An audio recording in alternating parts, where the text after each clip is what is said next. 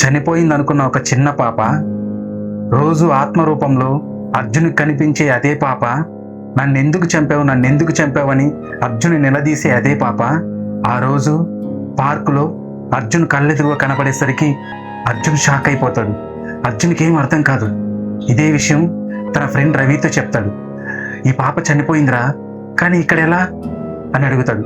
అప్పుడు అర్జున్ రవి భయపడిపోయి ఆ పాప వైపు అలాగే చూస్తూ ఉంటారు. ఆ పార్కులో ఆ పాప ఆడుకుంటూ ఉంటుంది. ఆ పాపతో పాటు ఒక పెద్ద ఆవిడ కూడా వచ్చి ఉంటుంది. కాసేపు అలా ఆడుకున్న తర్వాత ఆ పెద్ద ఆవిడ ఆ పాపను తీసుకొని వెళ్ళిపోతుంది. అర్జున్ రవి వాళ్ళిద్దరిని గమనిస్తూ ఉంటారు. ఆ పెద్ద ఆవిడ పాప ఇద్దరు పార్కు నుంచి బయటికి వెళ్ళి ఒక ఆటో ఎక్కి బయలుదేరుతారు. అర్జున్ రవి కూడా బైక్ మీద వాళ్ళని ఫాలో అవుతూ ఇంటికి వెళ్తారు. అప్పుడు ఆటో ఒక ఇంటి దగ్గర ఆగుతుంది. అర్జున్ రవి బైక్ ఆ ఇంటి ముందు పార్క్ చేసి ఆ ఇంటి లోపలికి వెళ్తారు. ఆ ఇంటి లోపలికి వెళ్ళగానే ఆ పెద్ద ఆవిడ, ఎవరు బాబు మీరు, ఏం కావాలి మీకు అని అడుగుతుంది. అర్జున్ మాత్రం ఆ చిన్న పాపను చూస్తూ ఉంటాడు. అప్పుడు రవి ఇలా అడుగుతాడు, ఏం లేదు బామ్మ, ఒక చిన్న ఇన్ఫర్మేషన్ కోసం వచ్చాము. సరే కూర్చోండి బాబు అని ఆ బామ్మ అంటుంది. ఎదురుగా బామ్మ ఆ చిన్న పాప కూర్చుంటారు. వాళ్ళెదురుగా అర్జున్ రవి ఇద్దరు కూర్చుంటారు. అర్జున్ మాత్రం ఆ పాపనే చూస్తూ ఉంటాడు. అప్పుడు రవి ఆ బామ్మని ఇలా అడుగుతాడు, బామ్మ ఈ పాప ఎవరు? అప్పుడు ఆ బామ్మ ఇలా చెప్తుంది, ఈ పాప మా పాపే, నా మనవరాలు, నా కొడుకు బిడ్డ. అప్పుడు రవి, ఈ పాప తల్లిదండ్రులు ఎవరు బామ్మ? అప్పుడు ఆ బామ్మ కొంచెం బాధతో, ఈ పాప తల్లిదండ్రులు చనిపోయారు బాబు అని చెప్తుంది. అలా చెప్తూ ఒక ఫోటో వైపు చూపిస్తుంది. ఈ పాప తల్లిదండ్రులు వాళ్ళే అని చెప్తుంది. అప్పుడు రవి అర్జున్ ఇద్దరు ఆ ఫోటో వైపు చూస్తారు. అర్జున్ ఆ ఫోటో వైపు చూసి కుర్చీలోంచి పైకి లేచి ఆ ఫోటో దగ్గరికి వెళ్ళి అలాగే చూస్తూ ఉంటాడు. అర్జున్ షాక్ అయిపోతాడు ఆ ఫోటో చూడగానే. ఎందుకంటే ఆ పాడుబడ్డ ఇంట్లో ఒక ఫ్యామిలీ ఫోటోని అర్జున్ చూస్తాడు. ఆ ఫ్యామిలీ ఫోటోలో ఈ పాప కూడా ఉంటుంది. ఆ పాప తల్లిదండ్రులు కూడా ఆ ఫ్యామిలీ ఫోటోలో ఉంటారు. వాళ్ళ ముగ్గురు ఆత్మల రూపంలో అర్జున్ ఎదురుగా నిలబడి మమ్మల్ని ఎందుకు చంపావు అని అడుగుతూ ఉంటారు. కానీ ఇక్కడ ఫోటో ఫ్రేమ్లో ఉన్న తల్లిదండ్రులు వేరు, అక్కడ ఫోటో ఫ్రేమ్లో ఉన్న తల్లిదండ్రులు వేరు. అర్జున్కి ఏం అర్థం కాదు. వాళ్ళు కదా పేరెంట్స్, మరి ఈ బామ్మ ఏంటి వీళ్ళ పేరెంట్స్ అంటుంది? అర్జున్ అలాగే నిలబడిపోయి ఆ ఫోటోని చూస్తూ ఉంటాడు. అప్పుడు రవి ఆ బామ్మతో ఇలా అంటాడు, బామ్మ ఎలా చనిపోయారు? అప్పుడు ఆ బామ్మ సమాధానం చెప్తుంది, బంధువుల పెళ్ళికి హైదరాబాద్ వీళ్ళు వస్తున్నప్పుడు కారు యాక్సిడెంట్ అయింది, అక్కడికక్కడే ఇద్దరు చనిపోయారు. అప్పుడు పాప నాతోనే ఉంది, పాపని తీసుకెళ్ళలేదు వాళ్ళిద్దరూ అని బాధతో చెప్తుంది. అర్జున్ మాత్రం షాక్ అయిపోయి ఆ ఫోటోని అలాగే చూస్తూ ఉండిపోతాడు. అలాగే ఆలోచిస్తూ ఆ ఇంటి లోపల నుంచి బయటకు వచ్చేస్తాడు. అప్పుడు రవి కూడా బయటకు వచ్చేస్తూ, ఏం లేదు బామ్మ, ఈ మధ్య చిన్నపిల్లలు కిడ్నాప్ ఎక్కువ జరుగుతున్నాయి కదా, అందుకే చిన్నపిల్లలు ఉన్న ప్రతి ఇంటికి వెళ్ళి వాళ్ళకి జాగ్రత్తలు చెప్తున్నాము. అది మా డిపార్ట్మెంట్ తీసుకున్న నిర్ణయము, అందుకే మీకు కూడా జాగ్రత్తలు చెప్దామని వచ్చాము. జాగ్రత్తగా ఉండండి బామ్మ, ఏదైనా మీకు ఇబ్బంది అనిపిస్తే పోలీసులు కాల్ చేయండి అని చెప్పేసి రవి కూడా బయటకు వచ్చేస్తాడు. అర్జున్ ఆ ఇంటి బయట దూరంగా నిలబడి అదే పనిగా ఆలోచిస్తూ ఉంటాడు. అప్పుడు రవి అర్జున్ దగ్గరకు వచ్చి, ఏంట్రా మాట్లాడుతుంటే అలా బయటకు వచ్చేసావు అని అడుగుతాడు. అప్పుడు అర్జున్, ఏదో జరుగుతుందిరా, అంతా అయోమయంగా ఉంది, ఆ పాప తల్లిదండ్రులు వీళ్ళు కాదురా. అప్పుడు రవి ఆశ్చర్యపోతాడు, ఏంటి పాప తల్లిదండ్రులు వీళ్ళు కాదా, నీకెలా తెలుసు?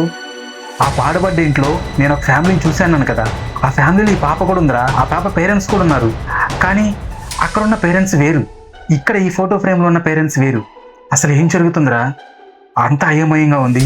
అప్పుడు రవి కోపంగా, ఏంట్రా ఆటలాడుతున్నావా, ఆ పాప చనిపోయిందన్నావు, కానీ మన కళ్ళ ముందే ఉంది, ఆ పాప తల్లిదండ్రులు వీళ్ళు కాదంటున్నావు, కానీ ఆ బామ్మ మాత్రం వీళ్ళేనని ఫోటో చూపించింది. ఆ బామ్మకు తెలియదా తన కొడుకు కోడలు ఎలా ఉంటారు? అసలు ఏమవుతుంది నీకు? ఏం ఆలోచిస్తున్నావు నువ్వు? లేదురా, ఆ రోజు నాకు ఆ పాడుబడ్డ ఇంట్లో కనిపించిన పేరెంట్స్ వేరు, ఇక్కడున్న పేరెంట్స్ వేరు, ఏదో జరుగుతుందిరా అని అంటాడు. అప్పుడు రవి, రే అర్జున్, నువ్వు ఇలాగే దీని గురించి ఆలోచిస్తూ ఉంటే పిచ్చోడు అయిపోతావురా, ముందు నీ కెరీర్ మీద ఫోకస్ పెట్టు, ఇవన్నీ నీకు అనవసరం, ఇవన్నీ మా డిపార్ట్మెంట్ చూసుకుంటుంది, సరేనా? అర్జున్ రవి ఇద్దరు అక్కడి నుంచి వచ్చేస్తారు. అర్జున్ తన ఇంటికి వెళ్ళిపోయి తన రూమ్లో కూర్చుంటాడు. కానీ ఒకటే ఆలోచన, అసలు ఏం జరుగుతుంది, ఎటువైపు వెళ్తుంది, ఏదేదో జరుగుతుంది, అంత అయోమయంగా ఉంది అని అలా ఆలోచిస్తూ ఉంటే తన రూమ్లో ఒక ఇన్విటేషన్ కార్డు అర్జున్ కనపడుతుంది. ఆ ఇన్విటేషన్ కార్డు ఒక మ్యారేజ్ ఇన్విటేషన్ కార్డు.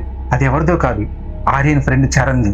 అప్పుడే అర్జున్కి ఒక ఆలోచన వస్తుంది, అసలు ఏం జరిగిందో తెలియాలంటే ముందు ఈ ఆర్యన్ గురించి తెలుసుకోవాలి.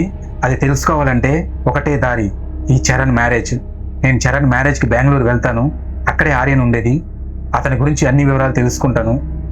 అసలు అతనికి ఈ ఫ్యామిలీకి ఏంటి సంబంధం, అతని ఈ ఫ్యామిలీని ఎందుకు చంపాడు, నేను మొత్తం కనిపెడతాను అని అర్జున్ మనసులో అనుకుంటాడు. అర్జున్ చరణ్ పెళ్లికి బెంగళూరు వెళ్తాడు. ఆ ఇన్విటేషన్ కార్డు మీద ఉన్న ఆ కళ్యాణ మండపం అడ్రస్ కనుక్కొని కళ్యాణ మండపం దగ్గరికి వెళ్తాడు. కానీ అర్జున్ చరణ్ని కలవాలనుకున్న ఆర్యన్ చరణ్ ఫ్రెండ్, అతను కూడా పెళ్లికి వచ్చే అవకాశం ఉంది. అందుకని అర్జున్ తన మొహం కనిపించకుండా క్యాప్ పెట్టుకొని అద్దాలు పెట్టుకొని ఒక మాస్క్ తగిలించుకుంటాడు. అలాగే కళ్యాణ మండపం లోపలికి వెళ్తాడు. కానీ కళ్యాణ మండపం లోపలికి వెళ్తే అర్జున్ ఆశ్చర్యపోతాడు. ఎందుకంటే అక్కడ పెళ్లి జరుగుతుందన్న వాతావరణమే కనిపించదు. జనాభా ఎవరు పెద్దగా ఉండరు, ఎవరో కొంతమంది అక్కడ కూర్చో ఉంటారు. చరణ్ పెళ్లి జరిగేది ఇక్కడైనా అండి అని అడుగుతాడు. అప్పుడు వాళ్ళు, అవునండి, మీరెవరు అంటారు. నేను చరణ్ ఫ్రెండ్ అండి, వైజాగ్ నుంచి వచ్చాను అంటాడు. అప్పుడు వాళ్ళు ఇలా చెప్తారు, అయ్యో సారీ అండి, ఈరోజే పెళ్ళి, కాకపోతే చరణ్ బెస్ట్ ఫ్రెండ్ ఒక అతను యాక్సిడెంట్లో చనిపోయాడంట, అందుకే ఇక్కడ క్యాన్సిల్ చేసుకొని ఆ ఇంటి దగ్గరికి వెళ్ళారు, తర్వాత వేరే ఎప్పుడైనా ముహూర్తం పెట్టుకుంటా అన్నారు అని చెప్తారు. మీరు వెళ్తానంటే అడ్రస్ చెప్తామండి అని చెప్తారు. అప్పుడు అర్జున్, చెప్పండి, నేను చరణ్ని కలిసి చరణ్తో మాట్లాడేసి వెళ్తానని చెప్తారు. అప్పుడు వాళ్ళు అడ్రస్ చెప్తారు. చరణ్ అడ్రస్ తీసుకొని బయటికి వెళ్ళి ఒక క్యాబ్ మాట్లాడుకొని ఆ అడ్రస్లో ఉన్న ఇంటి దగ్గరికి వెళ్తాడు. అక్కడ దిగగానే అర్జున్ ఆశ్చర్యపోతాడు. ఎందుకంటే ఆ ఇంటి బయట ఎక్కువ మంది జనాభా నిలబడుకొని ఉంటారు. అర్జున్ వాళ్ళందరినీ దాటుకుని లోపలికి వెళ్తాడు.